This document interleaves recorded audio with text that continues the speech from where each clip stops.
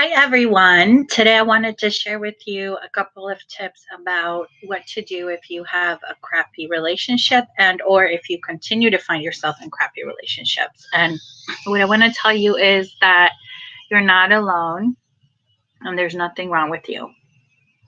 Unfortunately, we all have crappy relationships until we fix whatever tools and resources and blueprints we were given for creating relationships.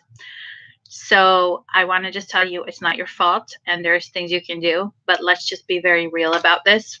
There is a cost about not fixing it sooner than later. And the cost shows up in my client calls all the time as I'm taking calls from women in their 20s, 30s, 40s, 50s, 60s, and even 70s. And it's like what I see is that if it doesn't get addressed in your 20s or in your 30s or in your 40s, then you're going to have either an unfulfilling relationship and or a divorce in your 40s and your 50s, 60s, and 70s. You might have it once, you might have it multiple times.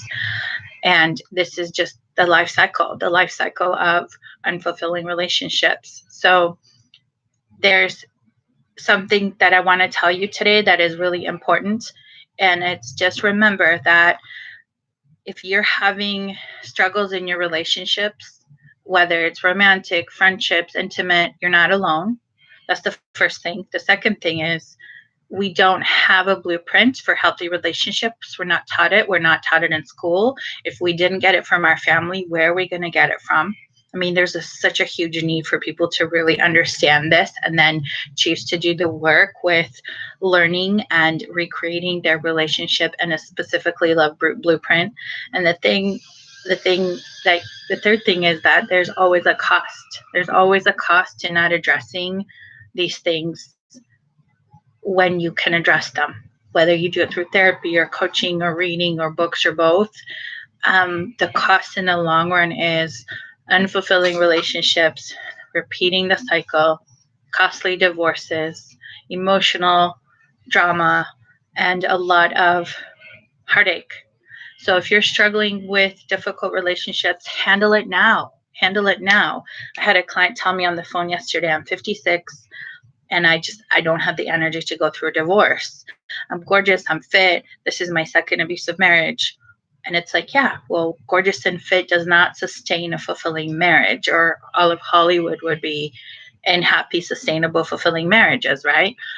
So when we don't get those skills early on, we end up without what we need to create healthy, fulfilling relationships. So if this at all interests you, and if you're struggling with your relationships, whether it's your marriage or whether it's your family relationships or even friends, leave me a comment below and tell me what's going on. I mean, don't tell me like things that are private, but tell me like, are you struggling? Do you want help? What are your questions? What are your comments on this? What do you find has happened as life has gone on? Have these problems just naturally resolved, or do they repeat themselves? And feel free to share anything you wish to share about this topic. And what is your experience with this? What is your experience in your life or in someone you know's life when it comes to having success in relationships? Okay, I look forward to seeing you soon. Bye.